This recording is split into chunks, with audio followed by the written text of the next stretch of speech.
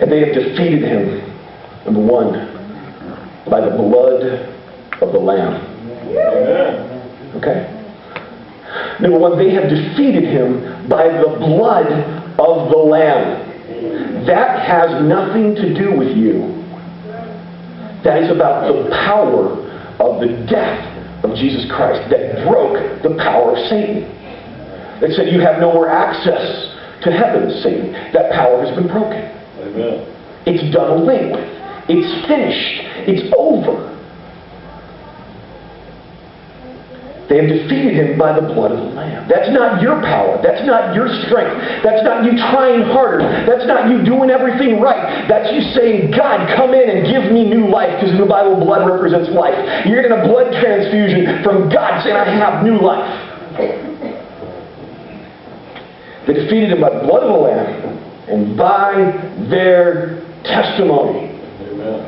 Why do we love to have testimonies of the experience and we need more of them? Because we defeat Satan with our testimony. Why? Because what we're saying is, my God is alive and He's worked in my life. And you want to see people get encouraged? It's when they hear someone else's testimony. And I'm not just talking about those testimonies of conversion. We have some great testimonies of conversion in this family. Great stories of how God has pulled us from the edge of addictions and pain and crazy lives. But I'm talking about the power of the testimony that said God is alive in my life right now, not just 20 years ago. God has made a difference in my life today and yesterday. God has dealt with my anger. God is dealing with my desires for more stuff. God has given me freedom from the stuff that controlled me. That's my testimony right now. My testimony said I went into the Word and God spoke to my heart. And He said right here. Here's the scary thing about testimony. A real testimony is really scary. Because a real testimony says you have to get vulnerable. Because you have to tell what God has done inside of you. See, it's easy for me to say, you know what, God's always been there for me.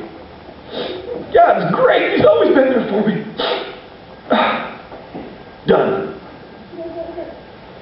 That's not much of a testimony.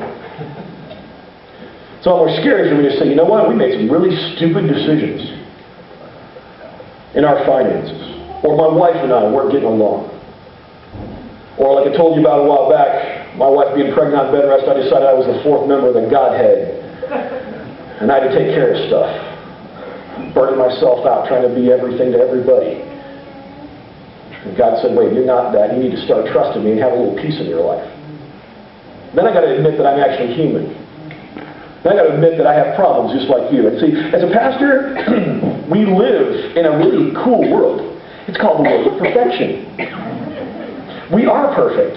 At least that's what we're told we're supposed to be. Because people will respect you more if you're perfect. If they know that you sweat, then they won't follow you.